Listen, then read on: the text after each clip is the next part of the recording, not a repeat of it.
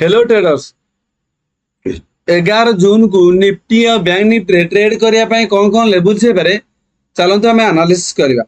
चलते प्रथम देखा निफ्टी।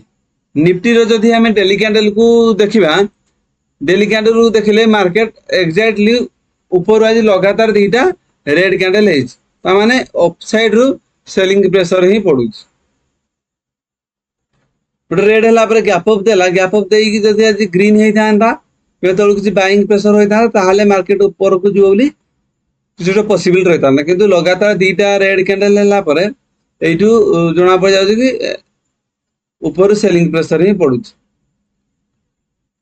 जेपर्यंत आमर जो रेड दीटा है रेड आज जो रेड कैंडल है से रेड को जेपर्यंत ऊपर को ब्रेकआउट न दे से पर्यंत आम अपसाइड जाना ना, डाउन साइड व्यू ही आमर रहिबो। जदि आम चलो देखा 15 मिनट टाइम फ्रेम रे जो देखा खाली आमर ऊपर एमती गोटे ट्रेन लाइन आम ड्र करते एक्जाक्ट मार्केट कौन कला ट्रेन लाइन को ब्रेकडाउन देकी तल को तो पलि आसला, पुणी नेक्स्ट 15 मिनट कैंडल से ट्रेन लाइन ऊपर को आसिक क्लोज देदेला। तो ये ट्रेन लाइन ऊपर पुणी मार्केट सपोर्ट नहीं ऊपर को जाइए। मार्केट कौन कर ट्रेन लाइन को ऊपर ट्रेन लाइन को सपोर्ट भाया काम कर 25,150 को रेजिस्टेंस फेस कर। तो यार भितर मार्केट घूरी बुली जदि काली मार्केट फ्लैट ओपन हो एरिया ओपन हो तो आमको अपेक्षा करा पड़ो मार्केट कुआड़ जाऊँ। जदि यही जगह फ्लैट ओपन है कि मार्केट ऊपर को जाऊँ 25,150 को आमको यू एरिया आमको डाउन साइड आशा पड़ो। डाउन एरिया आम सेलिंग प्रेशर आम भी सेल करा पड़ो। जदि फ्लैट ओपन है मार्केट ऊपर को जाऊँ 25,150 रेजिस्टेंस फेस कर। जदि फ्लैट ओपन है मार्केट डाउन साइड आसली जो आम ड्र तल ऊपर तल को ट्रेन लाइन कि 25,000 गोटे राउंड लो यही दीटा सपोर्ट भाया काम कर। ऊपर आस ट्रेन लाइन कि 25,000 गोटे राउंड लेवल आम सपोर्ट भाया काम कर।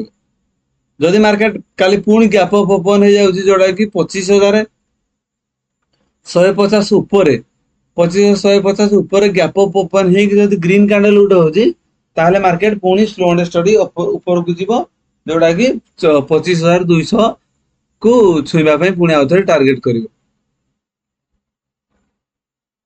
आमर 25,200 जो मार्केट सेलिंग प्रेशर आसी पुणी रेजिस्टेंस फेस करके पुणी डाउन साइड आसवाई ट्राई कर। जदि मार्केट डायरेक्टली गैप अप 25,150 ऊपर ओपन हो, जदि मार्केट एरिया फ्लैट ओपन हो ऊपर आसता ट्रेन लाइन आउ 25,000 ये दीटा को सपोर्ट भाया काम कर। 25,150 रेजिस्टेंस फेस कर। जदि मार्केट डायरेक्टली बहुत बड़ गैप डाउन ओपन हो 25,000 तले बहुत बड़ गैप डाउन 25,000 तले जदि डायरेक्ट गैप डाउन ओपन हो 25,000 आम रेजिस्टेंस फेस करके मार्केट तल को आसो जोटा कि आम टार्गेट रही 24,900 24,900 आम टार्गेट रही। चलन देखा बैंक निफ्टी। बैंक निफ्टी जदि हम डेली कैंडल को देखा मार्केट एक्जाक्टली से सेम पैटर्न करी ना टॉप रु 57,000 गोटे जो राउंड लेवल आमर था 57,000 रु 2 दिन काल से सेलिंग प्रेशर आसटा लगातार रेड कैंडल जदि फ्लैट ओपन हो 50-100 पॉइंट गैप अप भी ओपन हो तो दीटा केस रे आमर व्यू नेगेटिव रहा डाउन साइड को आम सेल करने टार्गेट करवा। जदि मार्केट ये फ्लैट ओपन हो एरिया रे ताहले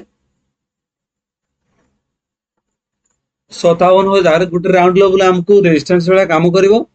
एमती ड्र कर ट्रेन लाइन आम सपोर्ट भाया काम कर। ऊपर आम ट्रेन लाइन ड्र कर आमको सपोर्ट भाया काम कर। जदि मार्केट बहुत बड़ gap down open area open हो जाऊँगी ये जो ट्रेन लाइन आम ड्र कर ये रेजिस्टेंस भाया काम कर।